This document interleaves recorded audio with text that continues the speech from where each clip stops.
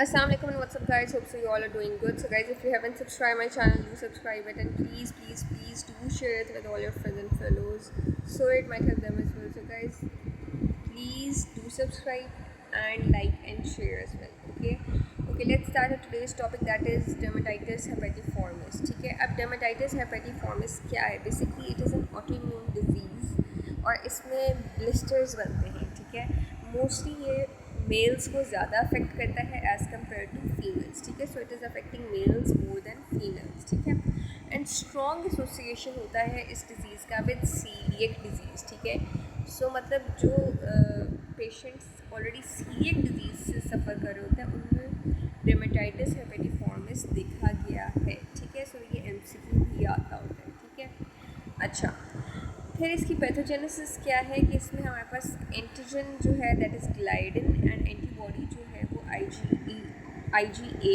है. ठीक है, IgA एंटीबॉडी है एंड एंटीजन ग्लाइडिन इन्वॉल्व है. ठीक है, एंड मैंने आपको क्या बताया है, जो पेशेंट सीलिएक डिजीज़ के साथ सफ़र कर रहे हैं उनमें डेमेटाइटिस हेपेटिफॉर्मिस देखने को मिलता है मोस्टली. ठीक है, अच्छा, अब इसको आप किस तरह से डायग्नोज करेंगे, मतलब जो पेशेंट है जब वो आपके पास आएगा तो आपके पास किस तरह वो प्रेजेंट करेगा. तो उसको ना मेनली स्किन पे ब्लिस्टर्स बनेंगे, क्योंकि मैंने आपको बताया है this is an autoimmune blistering disorder. तो स्किन पे उसको ब्लिस्टर्स नजर आएंगे और कैसे ब्लिस्टर्स होंगे, वो इची ब्लिस्टर्स होंगे. ठीक है, that would cause itching to the patient. ठीक है, अच्छा, एंड आपने याद रखना है कि ये जो ब्लिस्टर्स हैं ये मोस्टली आपको एल्बोज़ पे नज़र आएंगे, एक्सटेंसर फोर आर्म्स पे नज़र आएंगे, स्कैल्प पे नज़र आते हैं एंड बटॉक्स पे नज़र आ सकते हैं. ठीक है, अच्छा, जब आप पेशेंट का डायरेक्ट इम्यूनोफ्लोरेसेंस टेस्ट करवाएंगे तो उसमें आपको IgA के ग्रैनुलर डिपॉजिट्स देखने को मिलेंगे. ठीक है, और ये आपको नज़र आते हैं मोस्टली डर्मल पेपिला के टिप्स पे.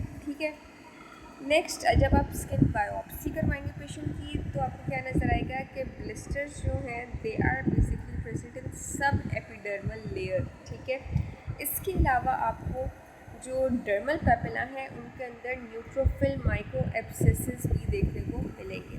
ठीक है, नेक्स्ट आप इसको ट्रीट किस तरह से करते हैं. सो ट्रीटमेंट यही है, obviously it is due to coeliac disease. ठीक है, most of the times it is due to coeliac disease, तो आप पेशेंट को कहेंगे कि वो ग्लूटेन फ्री डाइट लें. ठीक है, सेकेंडली आप पेशेंट को ऑरल डेप्सोन या सल्फोनामाइड्स दे सकते हैं, जिसमें सेलेजीन आ सकता है एंड सल्फापायरिडीन आ सकती है. ठीक है, एंड आपने याद रखना है कि you have to start with 50 mg per day, बाद में आप 200 mg पर डे भी दे सकते हैं. ठीक है, ओके, नेक्स्ट टॉपिक जो हम डिस्कस करेंगे that is पैम्फिगस vulgaris and bullous पैम्फिगॉइड. ठीक है, अच्छा, ये भी आपके पास अगेन जो है बुलस डिजीज़ हैं. ठीक है, एंड सबसे पहले हम देख लेते हैं पैम्फिगस अच्छा, let me tell you, pemphigus vulgaris और जो बुलस पैम्फिगॉइड हैं दोनों ही ऑटो इम्यून ब्लिस्टरिंग डिसऑर्डर्स हैं, जस्ट लाइक डेमेटाइटिस हेपेटिफॉर्मिस. ठीक है, अब फ़र्क ये है कि जो पैम्फिगस वल्गैरिस है इसकी साइट क्या है, that this is intra epidermal,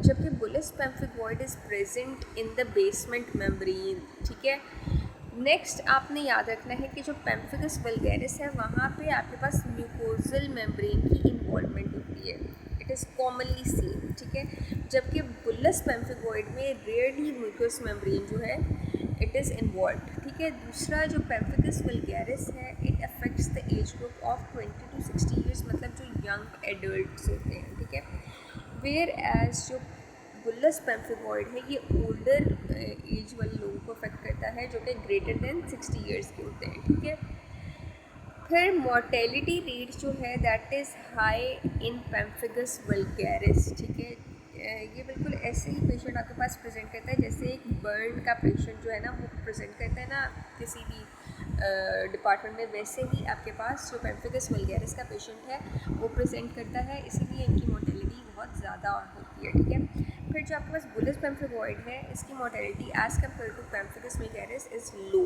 ठीक है, फिर आपने याद रखना है कि कौन सा एंटीजन इन्वॉल्व है इन पैम्फिगस वल्गैरिस. तो डेस्मोग्लिनिन 3 जो कि डेस्मोसोम्स हैं they are involve in pemphigus vulgaris, जबकि इन बुलस पैम्फिगॉइड आपके पास हेमीडेस्मोसोम्स जो एंटीजन हैं दे आर इन्वॉल्व. ठीक है, फिर आपको पता होना चाहिए कौन सी एंटीबॉडीज़ इन्वॉल्व है दोनों में. सो दोनों में IgG एंटीबॉडीज़ इन्वॉल्व हैं. ठीक है, फिर क्लिनिकल फीचर्स क्या हैं. अब आपने याद रखना है कि जो पैम्फिगस वल्गैरिस वाले पेशेंट्स हैं ना में फ्लैशलेट ब्लिस्टर्स प्रेजेंट होंगे जो इची नहीं होंगे। जब आप उनको हल्का सा भी टच करेंगे ना तो रैपिडली स्किन जो है ना वहाँ से उतरना शुरू हो जाएगी उस ब्लिस्टर से, ठीक है। इसीलिए जो पेशेंट है वो प्रेजेंट करता है विद इरिथमेटस वीपिंग इरोजन्स, ठीक है। और दैट इज़ वाई कि इन पेशेंट्स में जो मोर्टेलिटी रिस्क है दैट इज़ ऑल्सो हाई, ठीक है। अच्छा, फिर हम देख लेते हैं कि किस तरह से बुलिस पेम्फिगोइड वाला पेशेंट प्रेजेंट करता है। तो यहाँ पे आपके पास जो बुलाएँ हैं they are large and tense. हमने देखा था कि यहाँ पे फ्लैसिड थे, तो यहाँ पे लार्ज एंड टेंस बुलास हैं, ठीक है। इसके अलावा यहाँ पे ब्लिस्टर्स जो हैं दे आर वेरी इची। यहाँ पे हमने देखा दे आर नॉट इची, ठीक है। एंड यहाँ पे जो बुलिस पेम्फिगोइड है म्यूकोजल अल्सरेशन जो है वो अनकॉमन है। हमने देखा था म्यूकस मेम्ब्रेन की इन्वॉल्वमेंट कहाँ हो रही थी, इन पेम्फिगस वल्गैरिस, यहाँ पे इट वॉज कॉमन, ठीक है। तो because it is common, mucosal involvement is common in pemphigus vulgaris, इसीलिए आपने देखा है कि जो ब्लिस्टर्स होते हैं यहाँ पे वो रैपिडली डिन्यूड हो जाते हैं। जब आप उनको हल्का सा रब करते हैं तो वहाँ पे स्किन जो है वो उतरना शुरू हो जाती है, जबकि ऐसा कुछ भी बुलिस पेम्फिगोइड में नहीं नज़र आता, इट इज़ अनकॉमन, ठीक है। नेक्स्ट आप अगर देखें बुलिस पेम्फिगोइड के ब्लिस्टर्स को तो they are very tense as I have already told and therefore they do not rupture easily, ठीक है। तो ये थे कुछ क्लिनिकल फीचर्स जिसके बेसिस पे हम इन दोनों को डिफ्रेंशिएट कर सकते हैं। अच्छा, जब हम डायरेक्ट इम्यूनोफ्लोरेसेंस टेस्ट कराएंगे ना तो आपने याद रखना है कि पेम्फिगस वल्गैरिस वाला जो पेशेंट होगा उसमें आपको फिशनेट लाइक टॉम्स्टन पैटर्न नजर आएगा ऑफ इम्यूनोग्लोबुलिन्स जो कि सराउंड कर रहे होते हैं एपिडर्मल सेल्स को, ठीक है। जबकि जब आप बुलिस पेम्फिगोइड में डायरेक्ट इम्यूनोफ्लोरेसेंस करवाएंगे तो वहाँ पे आपको लीनियर डेपोजिशन नजर आएगी इम्यूनोग्लोबुलिन्स की अलॉन्ग द बेसमेंट मेम्ब्रेन, ठीक है। यहाँ पे जो इम्यूनोग्लोबुलिन्स में फिशनेट लाइक पैटर्न था that was in those immunoglobulins जो एपिडर्मल सेल्स को सराउंड कर रहे थे, ठीक है। जबकि यहाँ पे जो आपके पास लीनियर डेपोजिशन थी इम्यूनोग्लोबुलिन्स की that was along the basement membrane and there was increase eosinophils also in the dermis, ठीक है। सो आपको eosinophilia भी नज़र आ रहा है in dermis in case of bullous pemphigoid, ठीक है। इसके अलावा ट्रीटमेंट हम देख लेते हैं। अच्छा, दोनों में आप बायोप्सी करके इन्वेस्टिगेट करा सकते हैं पेशेंट को, ठीक है। नेक्स्ट हम ट्रीटमेंट देख लेते हैं। सो ट्रीटमेंट आपने याद रखना है कि जो पेम्फिगस वल्गैरिस का ट्रीटमेंट है ना इसमें प्रोग्नोसिस पुअर होता है, ठीक है, और मोर्टेलिटी रेट हाई होती है, ठीक है। जबकि बुलिस पेम्फिगोइड में prognosis is favourable and mortality rate is also low, ठीक है। ट्रीटमेंट आपने किस तरह करना है पेम्फिगस वल्गैरिस वाले पेशेंट का, तो आपने उसको ना रिटुजिमैब देना है अलॉन्ग विद इंट्रावीनस इम्यूनोग्लोबुलिन्स, ठीक है। इसके अलावा आपने पेशेंट को हाई डोज ऑरल प्रेडिनिसोलोन की दे देनी है एंड स्टेरॉइड स्पेयरिंग एजेंट्स देने हैं लाइक एज़ाथाइरोक्सीन, ठीक है।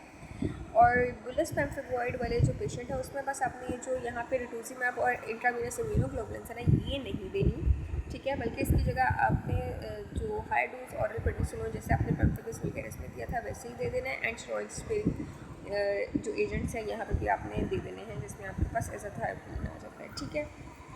देन हम देख लेते हैं निकोल्सकी साइन के बारे में। ये ऑलरेडी भी मैंने आपको लास्ट वीडियोस में बताया हुआ है, ठीक है। सो निकोल्सकी साइन क्या है, बेसिकली जब आप सुपरफिशियल स्किन लेयर्स पे हल्का सा स्लाइट रबिंग करते हैं तो वो वहाँ से जो स्किन है वो उखड़ना शुरू हो जाती है, ठीक है। तो अगर वो उखड़ जाती है तो that is called that Nikolsky sign is positive.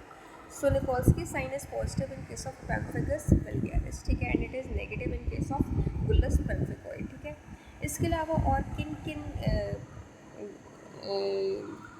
Disease में आपका निकोल्सकी साइन देखने को मिल सकता है। So it is seen in pemphigus vulgaris as I already told you कि यहाँ पे पॉजिटिव होता है। इसके अलावा Steven Johnson syndrome and toxic epidermal necrolysis में भी आपको निकोल्सकी साइन पॉजिटिव देखने को मिलता है। और मैंने आपको जो लास्ट वीडियोस थी जिसमें मैंने आपको ये दोनों टॉपिक्स पढ़ाए थे Steven Johnson and toxic epidermal नेक्रोलाइसिस वाले टॉपिक्स पढ़ाए थे, उसमें मैंने आपको बताया था कि वहाँ पे निकोल्सकी साइन पॉजिटिव होता है, ठीक है। सो ये सिर्फ एक छोटा सा पार्ट भी आ सकता है किसी सीखने का कि किन डिजीज़ में निकोल्सकी साइन इज़ पॉजिटिव, तो आपको पता होना चाहिए, ठीक है। एंड पेम्फिगस वल्गैरिस में आप एक चीज़ याद रखनी है कि यहाँ पे ना म्यूकोसा जो है उसकी इन्वॉल्वमेंट नहीं होती, ठीक है। जबकि आपके पास जो ये स्टीवन जॉनसन सिंड्रोम या टॉक्सिक एपिडर्मल नेक्रोलाइसिस है ये यहाँ पे आपके पास म्यूकोजल लेजेंस जो हैं वो बनती हैं, यहाँ पे इसकी एसोसिएशन होती है, जबकि परफिकस वल्गैरिस में इतनी कोई ख़ास म्यूकोजल एसोसिएशन नहीं होती। ठीक है, एंड यहाँ पे आपका ये टॉपिक एंड हो गया है, एंड आई होप आपको समझ भी आ गई है। Thanks for watching.